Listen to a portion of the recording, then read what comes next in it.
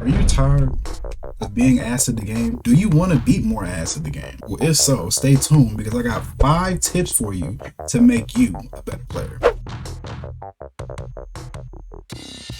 So tip number 1, okay, is stop playing the game like it's Dragon Ball FighterZ. It's not.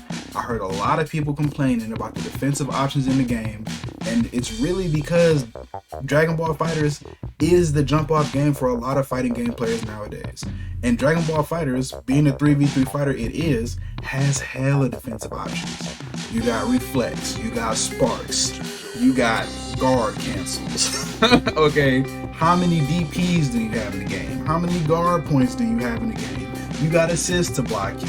You got a lot of stuff, alright? But Guilty Gear is not that kind of a game. Guilty Gear is a 1v1 fighter, and at the end of the day, you're gonna have to learn how to block. But more than learning how to block, you need to learn how to defend, okay? And defending is not just blocking. Defending is also defensive movement. It's also using reads defensively to know what your opponent wants to do so that you can counter it before they get a chance to do it. They cannot hit what's not there. So instead of trying to complain about the game and all this kind of stuff, you're gonna have to get better at blocking, and that's just the bottom line. Some stuff in this game you have to block. There is no other way around it. There is no like, oh, I don't want to block that, so I'm gonna DP. It's like that thing that you try to DP, it's a command grab. It's over. All right. Tip number 2 is related to blocking, and that is block with your fists. Okay, so some stuff you have to block, a lot of stuff you don't have to block, and some stuff it feels like you have to block. So my advice is when you start really using defensive movement to get away and get around your opponent so that you don't have to get hit, also think about attacks that you can throw out to stop your opponent from approaching. Because in this game, people they just want to mash buttons, bro. They just want to get you an Oki, and they don't want to let up. They don't want you to breathe. They don't want you to be able to do anything. So you have to stop them preemptively before they even get a hit on you. And you do that by using the buttons that you have. I play Potemkin. He's kind of gifted. He has very long range buttons. But other characters have a lot of tools to stop people from running in on them. Like Kai with his air projectiles. You know, like that stops people from just recklessly charging in on you for free. And that's a really, really important part of the game, and you really have to master that to be able to get to the highest levels of play. Because if somebody can just run up to you for free all day, they're gonna do it. And that's just it. Tip number 3 is, sorry y'all. Tip number 3 is master Oki. Okay, some of y'all don't know what Okizeme is, but basically, when you get knocked down, or you get a knockdown, a hard knockdown, right, and they're on the ground for a minute, you have to master what you're going to do on offense and defense. And the thing about Oki is that there's 2 parts of it. There's offensive Oki and there's defensive Oki. And to me, I think it's better to actually focus on the defensive part of Oki, because that's the part of it that's tricky. And once you understand Oki defense, then it's a little bit easier to understand Oki offense. You know what I'm saying? And I might say terms like meaty. Y'all gonna have to look that up now. So on defense, there's really only a couple of things that are gonna happen. Somebody's gonna try and run up and meaty you, right? And if you think they're gonna meaty you, you could block. And that's the best option. Most of the time, if you think they're gonna try and hit you with a button, it's to block. And most times you can probably block low. Some people do run up overheads, but that's more rare and that's more high level play. Most of the time, if you think they're gonna try and hit you with a button, just block. You could also sometimes grab, but it really depends on how meaty something is, how many active frames something has. Because grab is 2 frames, and so it's like if the frames collide in a certain way, you'll get hit. But then if the frames are off, you won't get hit. It's unreliable at best. All right. If you think they're going to grab, though, grab is 2 frames. The good thing about somebody trying to wake up grab is that you could wake up grab them, because there's 5 frames of invincibility, of grab invincibility when you get knocked down. So it's like, even if y'all press the button at the same time, you'd have invincibility, whereas they wouldn't, right? If you think they're going to grab, you could also jump. Right, that completely negates grab 100%. You could also backdash.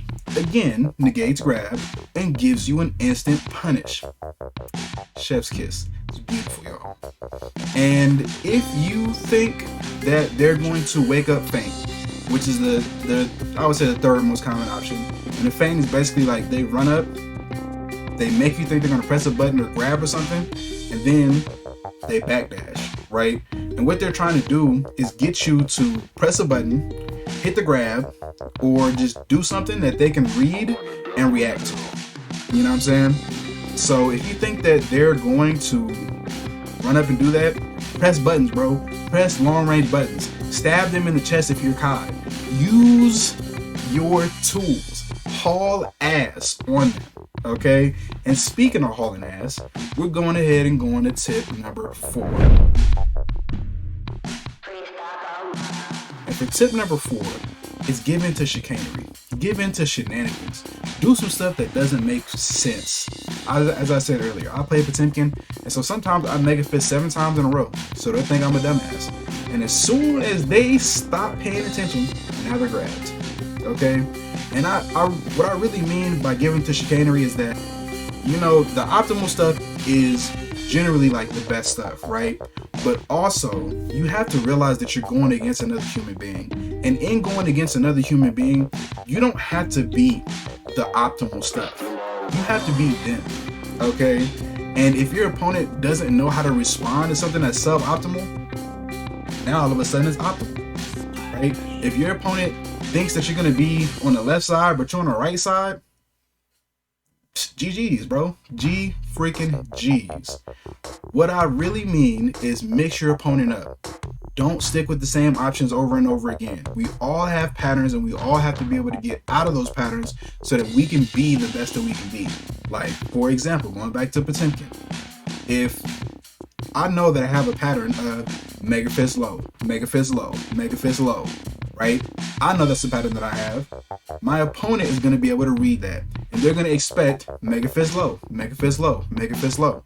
So I might just mega fist, or low, low, or mega fist low, low, low, mega fist. Or I'm not going to do any of those things, and I'm just going to press a button, right? So it's like, if my opponent has to guess always, that puts me in a position of advantage. And this is the last tip for y'all. Tip number 5. And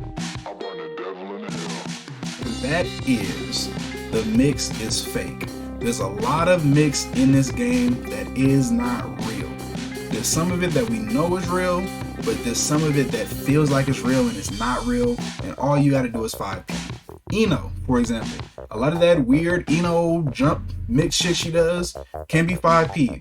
I will say, with somebody like Eno though, you gotta kind of know what's real and what's not real, because they blend in together, and sometimes you're gonna have a hard time being able to tell which one is which. But sometimes you have to try something instead of continuing to get mixed. And what I see more often than not is a lot of people choosing the incorrect option or choosing to block when they could actually make an attack. For example, Anji, when he does his little spin, right? I don't mean the spin, but I mean, I think it's called Ko, whatever it is. When he does his little fan and he has the yellow overhead or whatever, a lot of people block that when they don't even have to. They literally do not have to block that, because that has a big enough gap that you could punish Anji for even doing that in the first place. But people block because they have to. Or Leo's side switch, which can be grab. A lot of people block that because they feel like they have to block it, and they don't.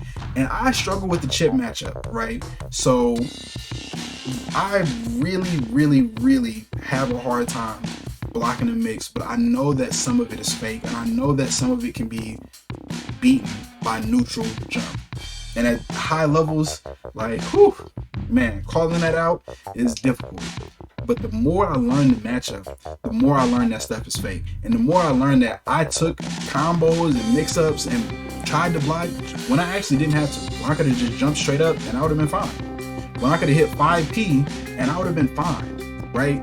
And that is what really makes a difference between a mid-level player and a high-level player. And so that's it. I just wanted to go ahead and drop y'all a couple of pieces of advice, a couple of bars, a couple of pieces of wisdom, you feel me? Because I'm personally interested in helping the community grow. Y'all go ahead, hit that like and subscribe button. You already know what it is, man. It's your man, SumOfMan, and we out.